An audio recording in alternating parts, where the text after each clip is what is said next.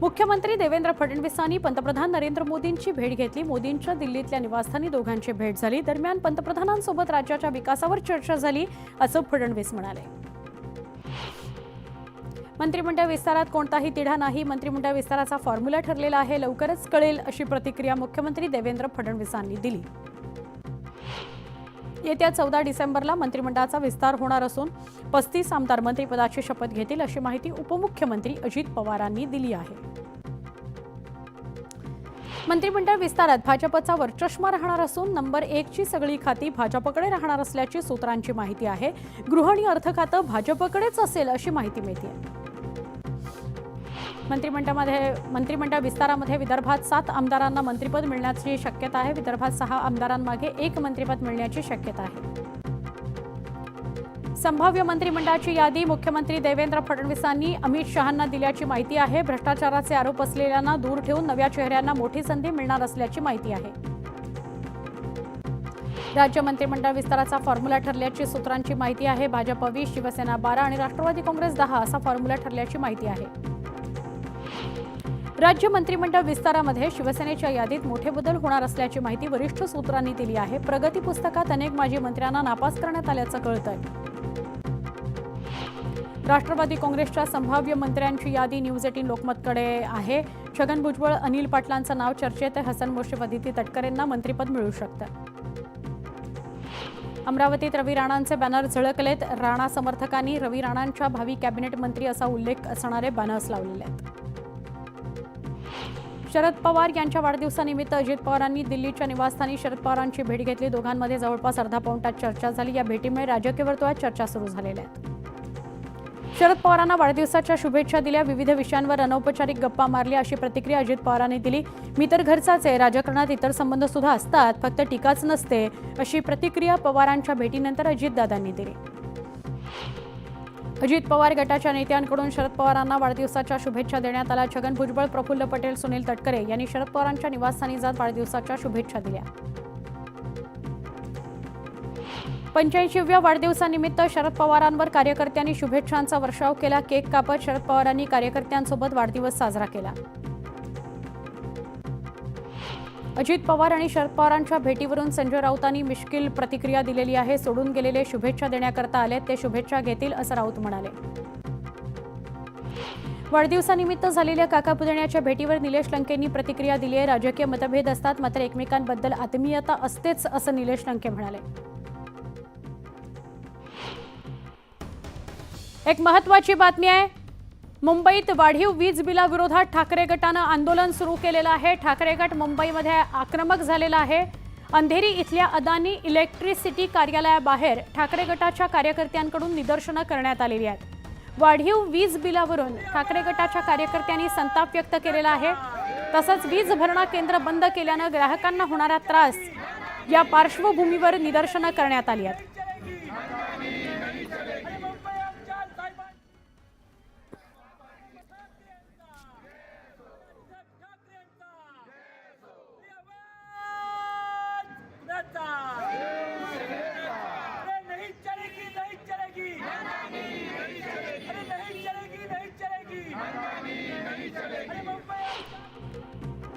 परभणीत काल झालेल्या हिंसक आंदोलनानंतर राज्य परिवहन महामंडळाची एसटी सेवा हळूहळू पूर्वपदावर येऊ लागली।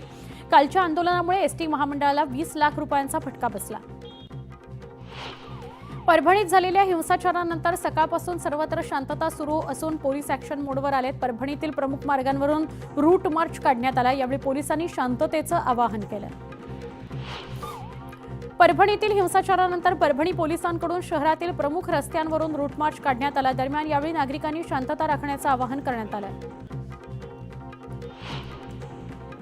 परभणी इथल्या विटंबना घटनेनं निषेधार्थ जालन्याच्या मंठ्यामध्ये आंबेडकरी संघटनांकडून बंदची हाक देण्यात आली आहे। दरम्यान रॅली काढत परभणी इथल्या घटनेचा निषेध नोंदवण्यात आला। परभणीतील घटनेच्या निषेधार्थ हिंगोलीत आज आंबेडकरी अनुयायांनी हिंगोली बंदची हाक दिली आहे। यावेळी शहरातील प्रमुख चौकांमध्ये पोलिसांनी चोख बंदोबस्त तैनात केला। परभणी शहरात घडलेल्या घटनेच्या निषेधार्थ हिंगोली शहर कडकडीत बंद आहे। याच पार्श्वभूमीवर खबरदारीचा उपाय म्हणून एसटी बस आगारानं आपली बस सेवा देखील बंद ठेवली आहे। परभणीतील घटनेच्या निषेधार्ह जालन्यातील पडसाद दिसू लागलेत. मंठा इथल्या आंबेडकरी संघटनांनी रॅली काढून निषेध व्यक्त केला. विटंबना करणाऱ्या आरोपीला कठोर शिक्षा देण्यात यावी अशी मागणी करण्यात आली आहे.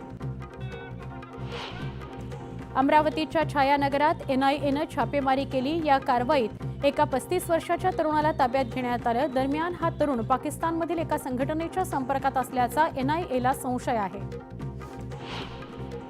शरद पवार यांच्या जन्मदिनानिमित्त लोणावळ्यामध्ये शरद पवारांची प्रतिकृती असलेला केक कापण्यात आला. दरम्यान यावेळी भव्य रक्तदान शिबिर घेत वाढदिवस साजरा करण्यात आला. भाजपचे दिवंगत नेते गोपीनाथ मुंडे यांच्या जयंतीनिमित्त जळगावमध्ये भव्य शोभायात्रा काढण्यात आली. या शोभायात्रेत शालेय विद्यार्थ्यांसह स्थानिक नागरिकांनी सहभाग घेतला. आमदार म्हणून निवडून आल्यानंतर निलेश राणे अनधिकृत भोंग्यांबाबत आक्रमक झालेले बघायला मिळाले. कुडाळ तालुक्यातील धार्मिक स्थळांवर लावलेल्या कायमस्वरूपी अनधिकृत भोंग्यांवर कारवाई करा अशी मागणी निलेश राणेंनी केली. दौंडमध्ये शरद पवारांच्या वाढदिवसानिमित्तानं पवार गटाच्या वतीनं ईव्हीएमचा निषेध करण्याकरता अंत्ययात्रा काढत आंदोलन करण्यात आलं. यावेळी ईव्हीएमच्या विरोधात प्रत्येक गावच्या ग्रामसभेमध्ये ठराव घेण्यात येणार आहे. बीडच्या केज तालुक्यातील मस्साजोगचे मयत सरपंच संतोष देशमुख यांच्या कुटुंबाला माजलगावकरांनी मदतीचा हात दिलाय. कुटुंबाला 13,68,000 रुपयांची मदत दिली आहे. वरणगाव शहरामध्ये 25 कोटी किमतीच्या पाणीपुरवठा योजनेचं काम संथ गतीनं सुरू असल्यानं त्याचा फटका नागरिकांना बसणार आहे. आजपासून 16 डिसेंबरपर्यंत पाणीपुरवठा बंद असणार आहे. सातारा जिल्ह्यात दूध दरवाढीसाठी शेतकरी संघटना आक्रमक झाल्यात. 23 डिसेंबरपासून आंदोलनाचा इशारा देण्यात आलाय. या दरम्यान इतर जिल्ह्यांमधून होणारी दूध वाहतूक देखील बंद करण्याचा इशारा शेतकऱ्यांनी दिलाय. मालेगावसह नाशिक जिल्ह्यात कांदा पीक विमा रॅकेटचा पर्दाफाश करण्यात आला. एकट्या मालेगावातच तब्बल 500 हेक्टर जमिनीवर बोगस पीक विमा काढल्याचं उघड झालंय. या बोगस शेतकऱ्यांनी तब्बल 4 कोटी लाटण्याचा कट रचल्याचं समोर आल्यानं त्यांच्यावर कारवाई करण्यात आली आहे.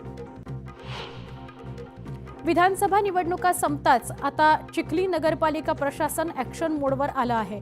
चिखली शहरात अनेक वर्षांपासून असलेलं जुना मेहकर रोडवरील अतिक्रमण पोलीस बंदोबस्तात हटवण्यास पालिका प्रशासनानं सुरुवात केलेली आहे. नंदुरबारमध्ये शेतातील 16 एकर ऊसाला आग लागली. ऊस जळल्यानं शेतकऱ्याचं 23 लाख रुपयांचं नुकसान झालेलं आहे. नंदुरबार जिल्ह्यातल्या नवापूर शहरातील बाजारात जनरेटर दुरुस्त करणाऱ्या दुकानाला भीषण आग लागली. दुकानातील साहित्य जळून खाक झालेलं आहे. मुंबई अहमदाबाद राष्ट्रीय महामार्गाचं काँक्रिटीकरण करणाऱ्या ठेकेदाराच्या निष्काळजीपणाचा फटका वाहन चालक आणि प्रवाशांना बसतोय. अपूर्ण अवस्थेत असलेल्या काँक्रिटीकरणामुळे एक स्विफ्ट कार तब्बल 20 ते 25 फूट हवेत उडाली. पिंपरी चिंचवड पोलिसांच्या मालमत्ता गुन्हे विरोधी पथकानं तडीपार आरोपीला मोठ्या शिताफीनं अटक करून घरफोडीचे 5 आणि वाहन चोरीचा 1 गुन्हा उघडकीस आणलाय. आरोपी अभिजित रॉयकडून 1 दुचाकी आणि 6 वेगवेगळ्या कंपनीचे मोबाईल जप्त करण्यात आले. महावितरण विभागाचा अजब गजब कारभार पुन्हा समोर आलाय. कनेक्शन नाही, मीटर नाही, तरीही एका शेतमजुराला 960 रुपयांचं विद्युत बिल दिल्याचा प्रकार अकोल्यातील आडगाव बुद्रुकमध्ये घडलेला आहे.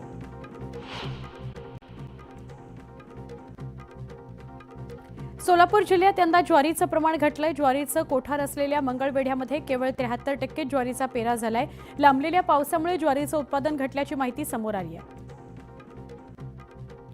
वाशिम जिल्ह्यातील 3,87,000 रेशन कार्ड धारकांची ई-केवायसी प्रलंबित प्रक्रिया आहे.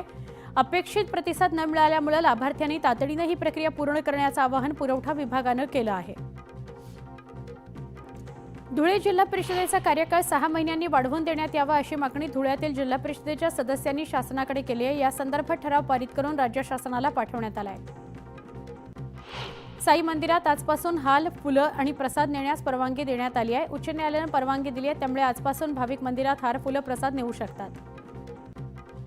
विद्यापीठ अनुदान आयोगाच्या निर्देशानुसार नाशिकमधील यशवंतराव चव्हाण महाराष्ट्र मुक्त विद्यापीठातर्फे सायबर सुरक्षा हा अभ्यासक्रम सुरू करण्यात आला आहे. संभाजीनगरातील कचरा संकलनाचं काम करणाऱ्या रेड्डी कंपनीच्या कर्मचाऱ्यांनी किमान वेतनाच्या मागणीकरता आंदोलन सुरू केले आहे. त्यामुळे 16 डिसेंबरपासून काम बंद आंदोलनामुळे नागरिकांचे हाल होणार आहेत. गडचिरोली पोलिसांनी जिल्हा मुख्यालयापासून 200 किलोमीटर अंतरावर असलेल्या अतिसंवेदनशील माओवाद्यांच्या पेनगुंडा या ठिकाणी एका दिवसात पोलीस ठाणं तयार केलं आहे. एका दिवसात पोलीस ठाणं तयार करून दहशतमुक्त आणि माओवाद मुक्त केलेलं आहे. बीडच्या केज मधील माजी सरपंच संतोष देशमुख यांच्या कुटुंबाची भाजप नेते सुरेश धस यांनी सांत्वनपर भेट घेतली. यावेळी आरोपींना कठोर शिक्षा करण्याकरता मुख्यमंत्र्यांकडे मागणी करणार असल्याचं ते म्हणाले. नवेगाव नागझिरा व्याघ्र प्रकल्पात नवीन पाहुणे आलेले आहेत. NT2 या वाघिणीनं 3 बछड्यांना जन्म दिला. ट्रॅप कॅमेऱ्यातून या तिन्ही बछड्यांचा शोध सुरू आहे.